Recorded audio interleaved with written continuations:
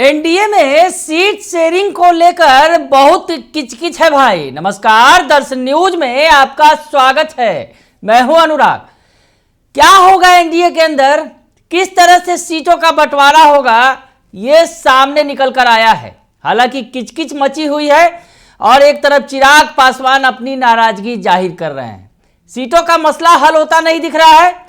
और उधर दूसरी तरफ अगर देखें तो उपेंद्र कुशवाहा से बीजेपी के नेता मिल रहे हैं, जीतन राम मांझी से मुलाकात हो रही है। और यानी आपको लग रहा होगा कि सभी जगह स्थिति वैसी ही बनी हुई है, कोई भी सीटों को लेकर मानने को तैयार नहीं है। लेकिन इस बीच हम आपके लिए एक ऐसा फार्मूला लेकर आए हैं जो लगता है कि लगभग इस फार्मूले पर मुहर लग जाएगी। जी हाँ, एनडीए के अंदर जो फार्मूला सेट हो गया है उस फार्मूले पर मुहर लगेगी, वैसा हमारा मानना है। वो फार्मूला सामने आ गया है। किचकिच तो जारी है, अभी तक कोई औपचारिक ऐलान नहीं किया गया है। हालांकि इस बीच बीजेपी की बड़ी बैठक भी है। बीजेपी के बिहार के नेता गए हुए हैं दिल्ली और वहां बैठक हो रही है। यानी अब फाइनली सीटों पर मुहर लग जाएगी कि किसे क्या मिलेगा। इस बीच नीतीश कुमार जो विदेश यात्रा पर गए थे वो भी अचानक से 2 दिन पहले वापस आ गए। वैसी स्थिति में सब कुछ फाइनल होता दिख रहा है। और जो अंदर से खबर निकल कर आ रही है, अंदर से जो फार्मूला निकल कर सामने आ रहा है सीटों की शेयरिंग का, वो क्या है हम आपको ये बताने जा रहे हैं कि आखिर किसे क्या मिलने जा रहा है।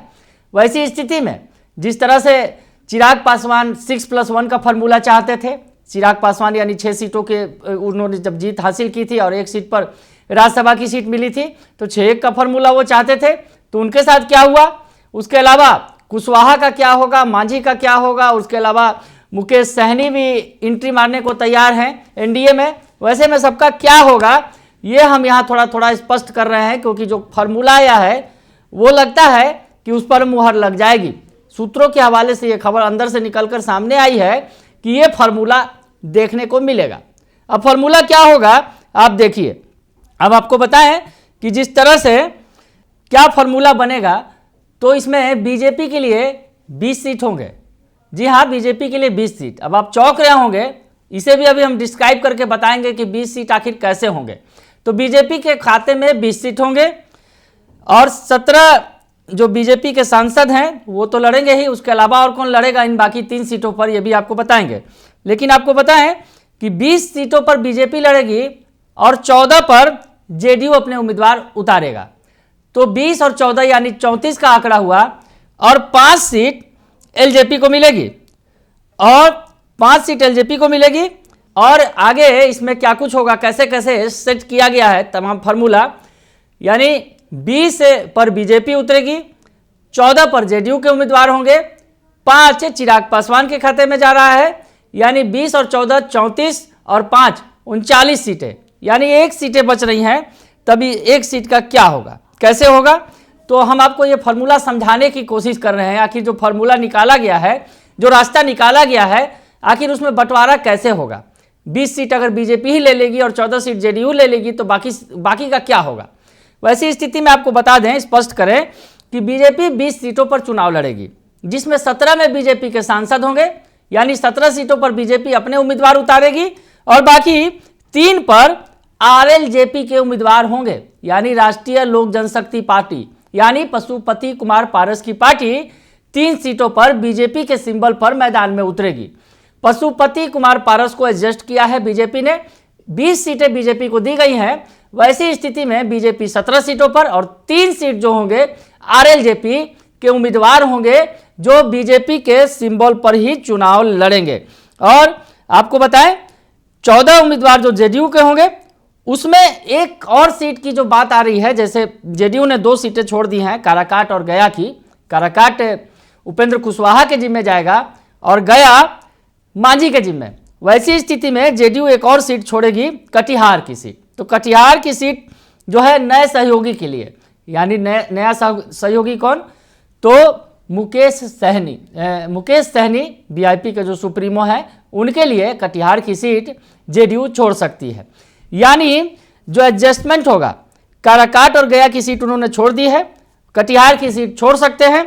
वैसी स्थिति में कटिहार से मुकेश सहनी की पार्टी लड़ी तो ठीक है, और नहीं तो फिर जेडीयू अपना उम्मीदवार उतारेगी।